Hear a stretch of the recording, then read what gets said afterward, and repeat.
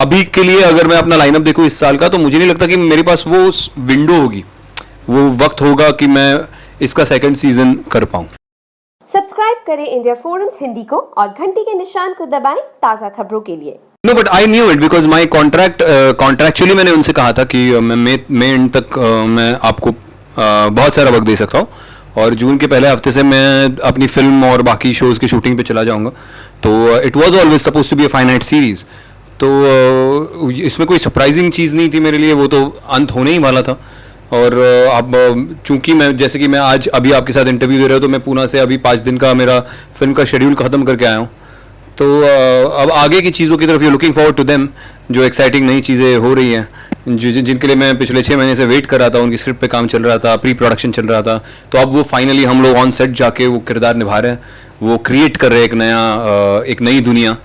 तो उसके लिए एक्साइटेड है। तो ये तो बंद होने ही वाला था, जो हो रहा है eventually.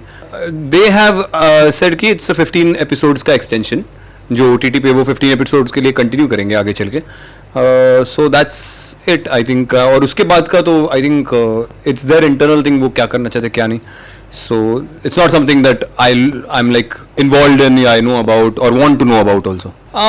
About Arman you want to ask me? I think Arman के लिए जो कुछ भी उसमें डालने की ज़रूरत थी, वो पूरा मैंने अपना जितना योगदान मैं अपना कर सकता था मैंने किया to the best of my capacity उस वक्त.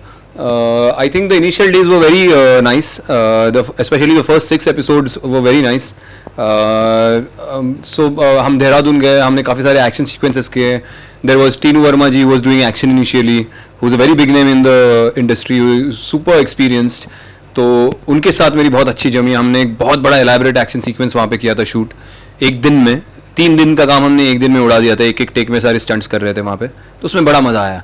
तो ये कुछ मेमोरीज मेरे साथ रह गई, कुछ एक्सपीरियंसेस मेरे साथ जुड़ गए, और कुछ चीज़ें मैंने सीखी भी इन अच्छे टेक्नीशियन से, because of Armaan and because of Tere Ishq Mein Ghayal. There have been times like we work like in the initial 2 months.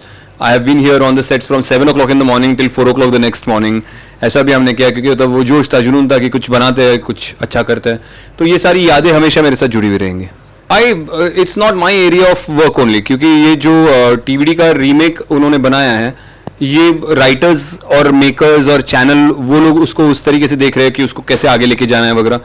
तो वो उनका प्रेरोगेटिव था. मैंने एक चीज़ उनको भी बता दी थी, और मैंने अपने मन से भी बांध ली थी कि अरमान कहीं से भी भले ही आपका प्रेमाइस और सारे कैरेक्टर्स वहाँ से इंस्पायर्ड हो, पर अरमान मैं अपने तरीके से प्ले करूँगा जिस तरीके से मैं चाहता हूँ. वो किस तरीके से होगा वो भी हमने डिस्कस किया. ऐसा नहीं कि मैं अपना आऊँगा कर लूँगा और आप देख लो, ऐसा नहीं था ऑब्वियसली. तो उनके साथ डिस्कस हुआ था वो, एंड उस तरीके से मैंने उसको फॉलो किया. बाकी फिर वो कहाँ से उठाया है, क्या किया है, वो that was not my concern, क्योंकि मैं ना तो मैं स्क्रिप्ट लिखता हूँ. हाँ, मैं इम्प्रोवाइजेशंस करता हूँ. डायलॉग्स कभी कभी क्या होता है कि एक अरसे के बाद डायलॉग्स कभी कभी मोनोटोनस हो सकते हैं राइटिंग में, क्योंकि जल्दी जल्दी लिख के भेजना होता है राइटर्स को भी, क्योंकि डेली चल रहा है शो. तो उसमें मैं अपने इम्प्रोवाइजेशंस और इम्प्रूवमेंट्स ज़रूर करता था. पर उसके अलावा प्रीमाइस और स्टोरी टेलिंग में मेरा कोई वैसे योगदान उतना सक्रिय नहीं था उसमें. तो it's there thing. I think you should ask the channel and the makers कि उसका आपको कैसे रिस्पांस आया, ट्रोलिंग का आपको क्या लगा. मुझे क्या ही फ़र्क पड़ता है. मुझे अरमान करना था, मेरे तरीके से करना था, उसके लिए वो रेडी थे, वो बोले कि आप करो, और वो मैंने कर लिया. So I am happy about it. Find it very tough. I don't know. I think let's keep that decision hanging in the air for the moment, because the kind of lineup that we have for this year. First of all, in the next 6 to 7 months, I would like to start up with fulfilling my longest dream, that is to start a production house, which we are very close to, very near to starting up this year. So वो मैं उस पर ज़्यादा focus करना चाहूँगा. उसके अलावा मेरी 2 मराठी पिक्चरों की, मतलब उसमें से एक अभी शुरू होगी, ये एक मिड ईयर में शुरू होगी. एक वेब शो के लिए हमने ऑलरेडी बात शुरू की है, लिखना शुरू किया है. तो अगर वो हो जाए तो एक हिंदी वेब शो होगा. छोरी 2 करके मेरी एक हिंदी फिल्म आ रही है. तो there are many things that are happening around me right now. So ideally if you ask me, मुझे नहीं लगता कि मैं वक्त निकाल पाऊंगा. लेकिन आप ये एक इंडस्ट्री या कोई भी इंडस्ट्री फॉर दैट मैटर ऐसी होती है कि यू नेवर नो कब क्या हो जाए.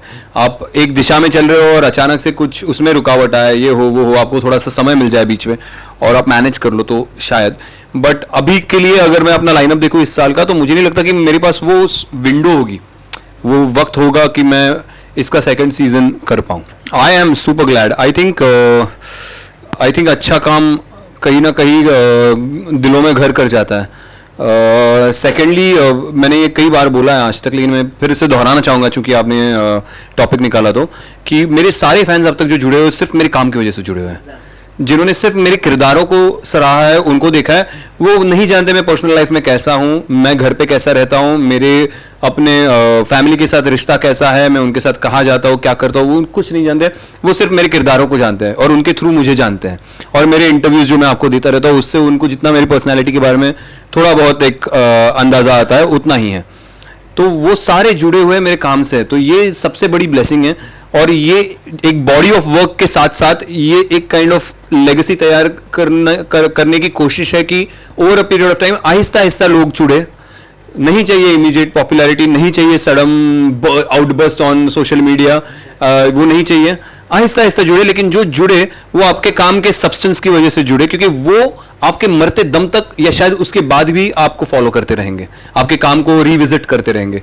तो वो लंबी रेस का घोड़ा आप जिसको बोलते हैं, जो अपनी धीमी चाल चलता है लेकिन आहिस्ता आहिस्ता स्पीड पकड़ते पकड़ते go in the long race. So I think in that way, I think every actor should think in that way. Hopefully most people do. Let's see.